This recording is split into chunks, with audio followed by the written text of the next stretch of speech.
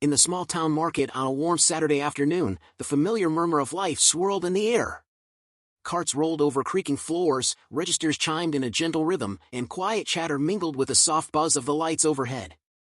In a town known for its deep history and heart, every sound told a story of past struggles and everyday triumphs. Today, among the ordinary faces, walked a well-known musician, a man who never forgot his roots. Dressed in his signature relaxed style, a cozy blue hoodie, simple jeans, and clean sneakers, he strolled through the aisles, one hand holding his basket and the other scrolling through messages about dinner plans. Just when you thought it was an ordinary day, the scene was about to shift in a way no one could have predicted. What secret twist does the day hold next? Near a bright display of apples and oranges, an elderly woman named Ms. Parker appeared. With silver hair neatly tucked back and a faded floral cardigan draped over her slight frame, she looked as if she belonged in a quiet garden or a cozy kitchen, not in a modern market bustling with life. As she fumbled with a bag of apples, her movements were sharp and impatient, her soft mutterings laced with a bitterness that hinted at old wounds. Then her eyes landed on the famous musician, and something in her gaze shifted, turning from mere disapproval to a cold judgment that cut through the comfortable hum of the store. "You don't belong here," she declared suddenly, her voice slicing through the air like a sharp gust. For a moment, the busy hum of shopping froze as everyone turned to listen. Could this spark an unexpected storm? Startled, the musician paused mid-reach for a bag of oranges.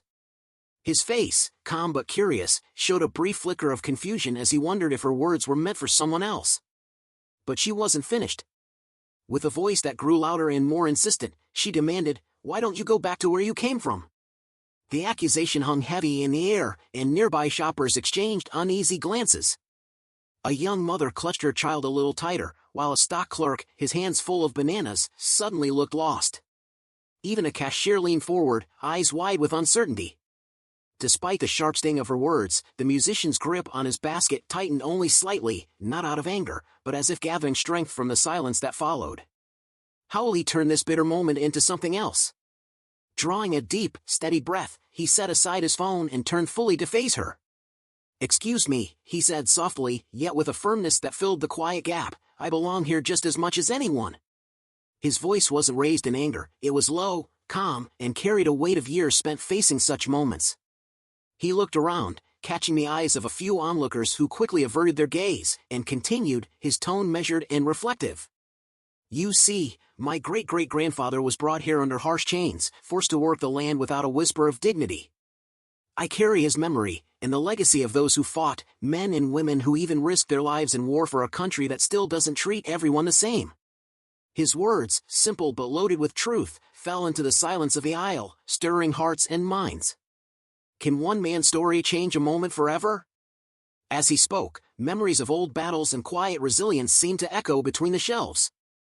He recalled stories his parents once told him, stories of a time when kindness and respect were taught not through loud protests, but through steadfast perseverance. "They raised me to treat everyone with fairness, no matter where they're from or what they look like," he added gently. The small crowd, now silently gathered around, listened as if each word carried a promise of hope and change. Even as Ms. Parker's eyes narrowed in challenge, a young cashier stepped closer, whispering, "We all deserve a chance here." A man wearing a simple cap nodded in agreement, his voice low and earnest as he recalled, "My dad taught me that only a kind heart matters." Will these murmurs of agreement pave the way for change? The tension in the air began to shift slowly. Ms. Parker, who moments earlier had spoken with cold certainty, now clutched her bag as if it were a shield. Her face, once set in harsh lines, faltered under the weight of his steady words. The famous musician's calm resolve seemed to ripple outwards, touching everyone in that quiet aisle. "I know you think people like me shouldn't be here," he said, his voice softening into a quiet invitation, "but consider all that we've given to build this community. We're all part of this story, each with our own struggles and dreams." His tone was not of anger but of heartfelt appeal, urging everyone to look past the surface and remember the shared journey of life. The aisle, once charged with tension, now buzzed with a silent, collective breath, a moment suspended between old prejudices and new possibilities. What new path will this unexpected moment lead to? After a long pause, Ms. Parker tried to speak again.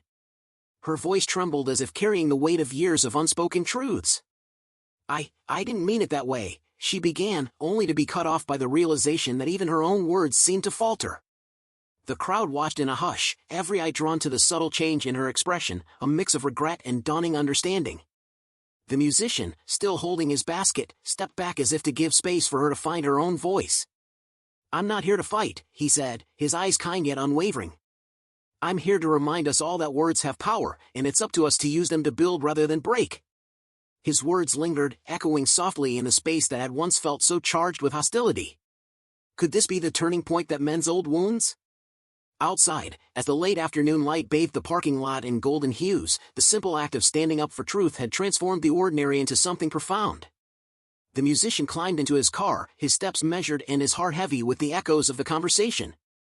Across the lot, Ms. Parker sat in her car, her knuckles white on the steering wheel, a mix of embarrassment, confusion, and a hint of regret painted across her face. In that quiet moment, as if caught between dusk and dawn, each person in that store felt the stir of change, an invisible shift that promised new beginnings. What will tomorrow bring after such a powerful day?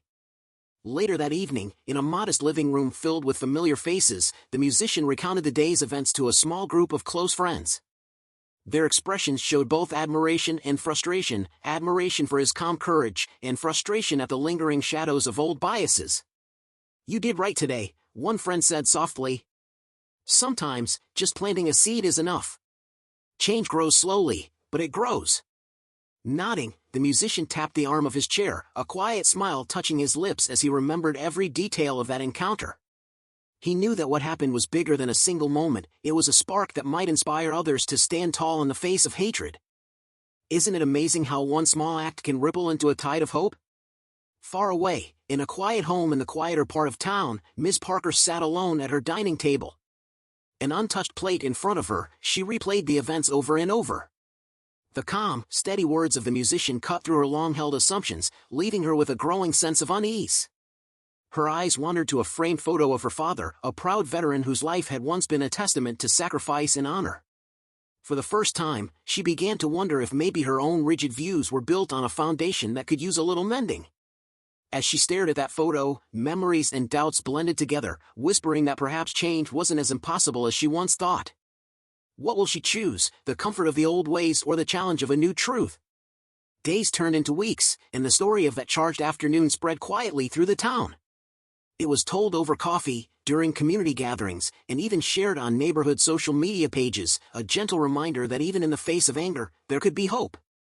Then, one quiet morning at a local community event, the musician saw her again. Standing a little apart from the crowd was Ms. Parker, holding a small bouquet of fresh flowers. With hesitant steps, she approached him, her hands trembling and her eyes glistening with unshed tears. "I'm sorry," she said, her voice barely above a whisper, "for everything I said that day. I see now that words really do matter. Will this simple apology bridge a gap built over years?" He looked at her for a long, quiet moment, the air between them filled with all the unsaid apologies and hopes. With a gentle smile, he accepted the bouquet and replied, "That's all anyone can do, try to be better, day by day." His calm tone carried no bitterness, only a sincere wish for understanding. As Ms. Parker slowly walked away into the crowd, the musician turned back to the gathering with a quiet smile, knowing that every little seed of change was worth nurturing. Could this be the start of a lasting change in hearts and minds? In the end, the day at the neighborhood market became more than just an isolated incident. It was a reminder of the quiet strength it takes to face hate with calm, measured truth. It showed that even the smallest voice, when raised with dignity and love, can spark conversations that ripple far beyond a single moment. The story of that day lived on in whispered recollections, in shared glances, and in the steady march of a community learning to embrace each other. And as the sun set over the town, one couldn't help but wonder what new chapter awaits in the story of us all.